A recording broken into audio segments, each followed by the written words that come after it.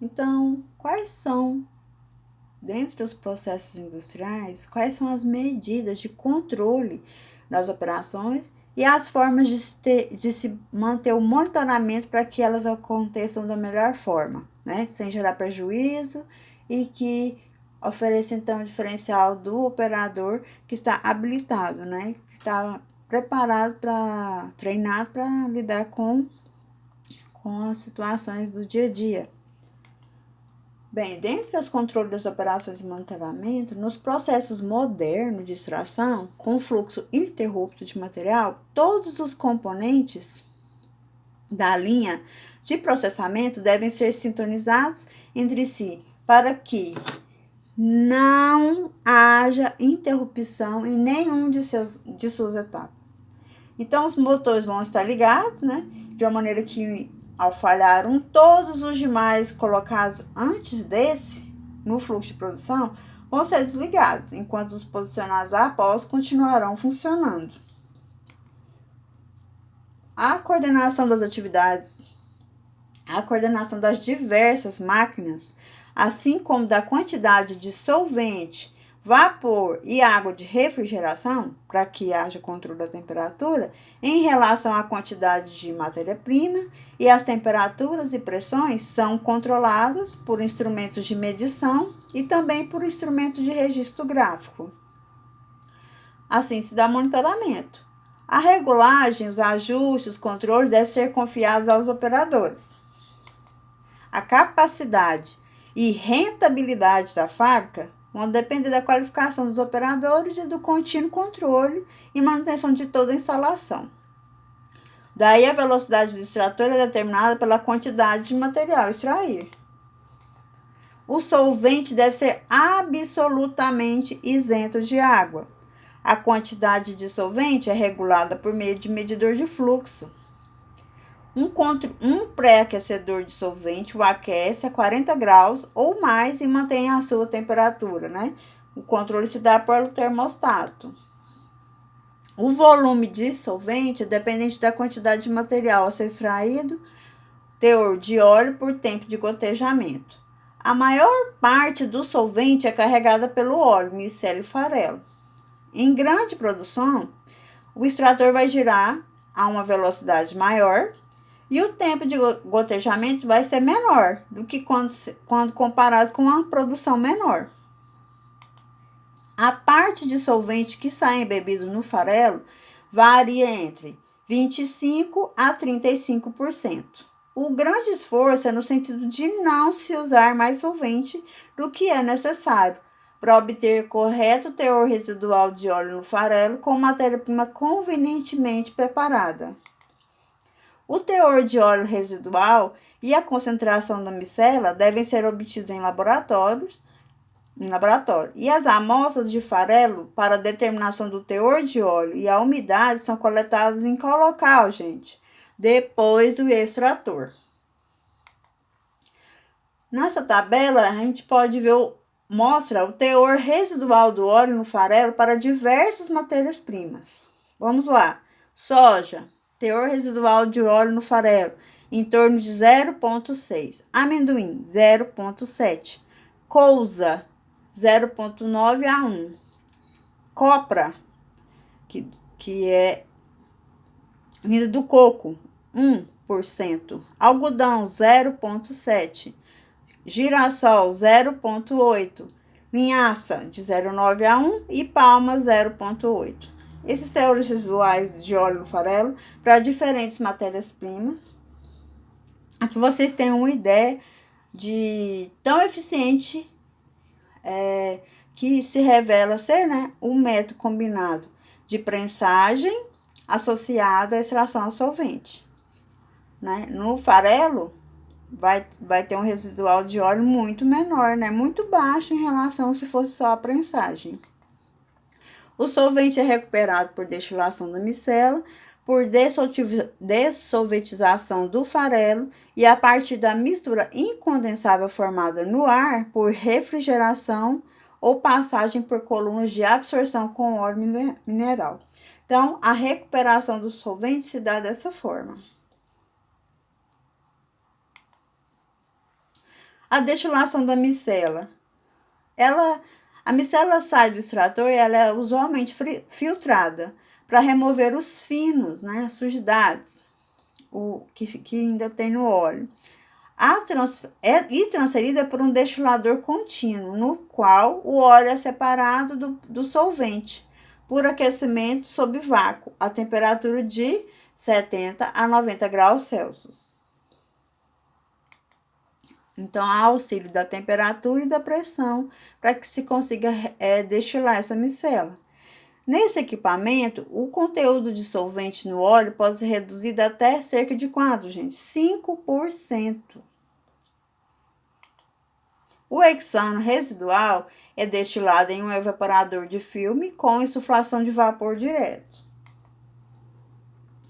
Dessolventização e tostagem do farelo. O farelo deve passar por um processamento térmico para inativar os fatores antinutricionais, inibidores de tripsina, as lecitinas, as lectinas ou fitoemaglutininas, substâncias de sabor indesejável. A dessolventização do farelo era efetuada em secadores de roscas horizontais. Hoje, o equipamento mais usado é o dessolventizador tostador, um aparelho vertical, mais evaporação do solvente com a cocção úmida. Esse equipamento consiste de 7 estágios. O vapor direto entra no segundo estágio, sendo distribuído pelo farelo no terceiro estágio através de venezianas laterais. O solvente é eliminado quase completamente nos 2 primeiros estágios, com simultânea umidificação do farelo, que adquire um teor de 18 a 20% de umidade. Nos estágios seguintes, o farelo é tostado e, a fim de reduzir esse teor de umidade ao limite desejado, o material é novamente seco após a saída do tostador. O tempo de permanência do farelo no tostador é de cerca de 1 hora e a temperatura nos estágios individuais é de 85 a 115 graus. Então, realmente, passa por um período de secagem, né? Durante 1 hora, uma temperatura elevada. Os aparelhos podem ter uma altura total de 10 metros e recuperam o solvente, efetuando a tostagem de até 1.000 toneladas de farelo de soja em 24 horas. O produto final é armazenado em silos e sua umidade não deve ultrapassar a 12%. Recuperação do solvente. A dessolventização da micela e do farelo remove praticamente todo o solvente. A solubilidade do hexano na água proveniente do vapor direto usado durante a dessolventização e tostagem é mínima. A principal causa da perda de solvente é pela mistura incondensável formada entre os vapores e o ar.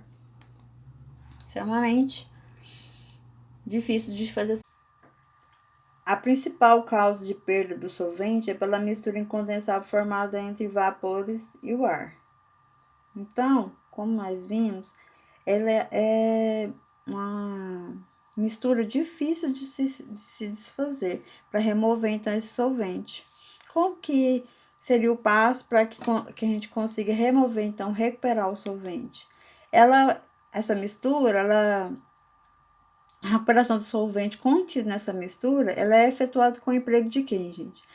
De compressores de frio ou nas instalações mais modernas por colunas de absorção com óleo mineral. Possível devido à maior solubilidade do hexano em óleo mineral do que no ar. Então, tem que se aplicar, então, compressores de frio, o quê? Tem uma refrigeração dessa mistura para que consiga, então, condensar os vapores do solvente e assim remover com o uso do óleo mineral. Os gases incondensáveis entram na parte inferior da coluna e o solvente é absorvido pelo óleo mineral em contracorrente, sendo esse contato aumentado por meio de anéis de Hashing ou por atomização. A figura a seguir, nós vamos ver um esquema simplificado do processo de extração. Aqui nós temos a recepção, a pré-limpeza, segue-se a secagem, a baixa umidade em torno de 14, 13%, no armazenamento dos grãos, segue-se para a secagem, aqui eles chegam na linha em torno de 11%. Tem a quebra dos grãos, o descasco, ou decorticação, para remover as cascas que são retiradas por insuflação de ar, vocês lembram?